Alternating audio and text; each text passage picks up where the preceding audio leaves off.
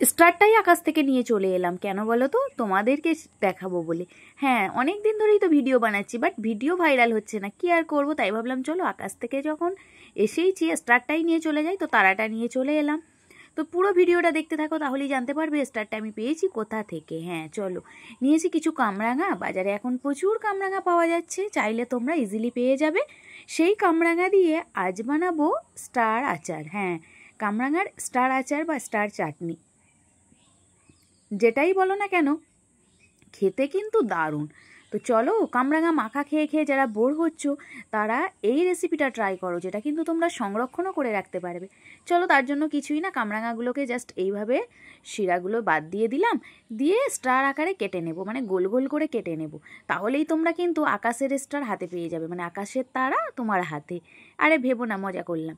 তো চলো, এইভাবে জাস্ট স্লাইস করে কেটে নাও, একটু পাতলা পাতলা করে কাটবে, তাহলে দেখবে বেশ সুন্দরভাবে মাখা মাখা আচারটা হবে। তো চলো, আমি এইভাবে বাকি সবগুলো কেটে নেব। দেখো না কতটা সুন্দর হয়েছে স্টারগুলো। মানে আমার কামরাঙা এই কিছু রেসিপি করার থেকে এই যে স্টারগুলো দেখতে বেশি ভালো লাগে। দেখতে দেখো কতটা কিউট কিউট হয়েছে। কামরাঙা মাখাও করলে দোকানে মানে কিনতে গেলে দেখবে এইভাবে স্টার করেই কেটে তারা কামরাঙা মাখা করে দেয়, যেটা খেতে বেশ টেস্টি হয়।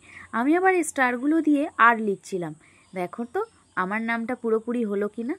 পুরোপুরি হচ্ছিল না, আরও কিছু লাগবে, বাট আমার হাতে সময় কম, তাই আমি আর বেশি সময় নষ্ট না করে এটা দিয়ে চেষ্টা যতটা যা হয় করার চেষ্টা করলাম। তো দেখো, এইভাবে আটটা এসেছে, পুরোপুরি বোঝাও যাচ্ছে না। তো এইভাবে সবগুলোই আমি দেখো কেটে কুচিয়ে রেডি করে নিয়েছি, মানে সমস্ত স্টার কিন্তু অলমোস্ট রেডি। দেখেছো কতটা সুন্দর দেখতে হয়েছে? সত্যি দেখো আকাশের তারা যেন মনে হচ্ছে হাতে ধরে আছি। এরপর চলো, ওভেনের মধ্যে একটা কড়াই বসিয়ে দিই, আর দেরি করব না, চটপট কাজটা সারতে হবে। তো কড়ার মধ্যে দিয়ে দিলাম সরিষার তেল। এখানে 1.5 চামচ মতো সরিষার তেল দিয়েছি। খুব অল্প তেলেই আচারটা হয় জানো, বেশ টেস্টিও হয়, খেতেও দারুণ। তো চলো, তেলের মধ্যে দিয়ে দিলাম 5 ফোড়ন। আমি এখানে 1.5 চামচ 5 ফোড়ন দিয়েছি, মানে 4 চামচের 1 চামচ মতো 5 ফোড়ন দিলাম। 5 ফোড়নটা একটু নাড়াচাড়া করে নিয়েই আগে থেকে পরিষ্কার করে জল দিয়ে ধুয়ে রাখা কামরাঙাগুলো এর মধ্যে অ্যাড করে দেবো। দেখো তো কতটা সুন্দরভাবে হচ্ছে আচারটা, দারুণ টেস্টি হয় জানো। দিয়ে দিলাম উপর থেকে পরিমাণ মতো নুন। নুনটা তো যতটা পরিমাণ লাগবে সেই অনুযায়ী তোমরা ব্যবহার করবে, মানে কামরাঙার পরিমাণ অনুযায়ী নুনটা তোমরা ব্যবহার করবে। দিয়ে একটু নাড়াচাড়া করে নেব, নইলে নিচে 5 ফোড়নটা নষ্ট হয়ে যাবে, মানে পুড়ে যাবে। নেক্সট এর মধ্যে অ্যাড করে দিচ্ছি দেখো 2টো তেজপাতা, একটা শুকনো লঙ্কা আমি চিড়ে মানে পিস করে দিয়েছি, কিছুটা দিয়ে দিলাম রসুন কুচি, দিয়ে কিছুক্ষণ আবারও নাড়াচাড়া করব। এইভাবে যেই প্রসেসে আমরা আমের আচার করি সেম প্রসেস। দেখো তো তোমাদের কি মনে পড়ছে সেই আমের আচারের রেসিপি? হ্যাঁ, সেই আমের আচার সেম প্রসেসই আমরা কামরাঙার আচারটা করলাম। দেন এর মধ্যে আবারও দিয়ে দিলাম কুচো করা একটু আদা, যাতে কামরাঙার যে ফ্লেভার সেটা একটু মানে চড়া না হয়, খেতে একটা সুন্দর ফ্লেভার আসে রসুন আদা সব মিশিয়ে। তো এরপর কিছুক্ষণ অপেক্ষা করব, দেখবে কামরাঙা থেকে প্রচুর জল বেরিয়েছে। এই যে দেখো কামরাঙা থেকে কিন্তু বেশ জল বেরিয়েছে, জল ছাড়ছে। তো জলটা একটু কমিয়ে নেওয়ার জন্য অপেক্ষা করব। কিছুক্ষণ অপেক্ষা করার পর এর মধ্যে অ্যাড করে দেব আসল যে জিনিস, হ্যাঁ আচারের প্রধান ইনগ্রিডিয়েন্টস হচ্ছে চিনি। যারা মিষ্টি আচার খেতে পছন্দ করো তারা অবশ্যই জানো। তো আমার বাড়িতে তো মিষ্টি আচার বেশি চলে, তো তাই বললাম। দিয়ে দিলাম 2 কাপ চিনি। দেখেছো 2 কাপ, চায়ের কাপের 2 কাপ চিনি এখানে মাপ করে দিয়ে দিলাম।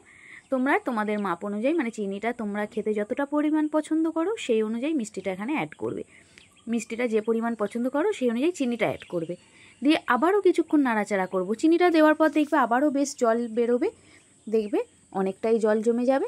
এই জলটা কমানোর জন্য কিছুক্ষণ রেখে দেবো, মানে 10 থেকে 12 মিনিট একটু ফুটতে দেবো। কামরাঙাটাও সুন্দরভাবে সিদ্ধ হয়ে যাবে আর রেডিও হয়ে যাবে। দেখো তো জলটা টেনে নেওয়ার পর কামরাঙার আচারটা ফাইনাল লুক দেখেছো? দেখো জাস্ট দেখো, খুব লোভনীয় আচার। দেখো স্টারের প্রত্যেকটা পার্ট কিন্তু বেশ সুন্দরভাবে বোঝা যাচ্ছে।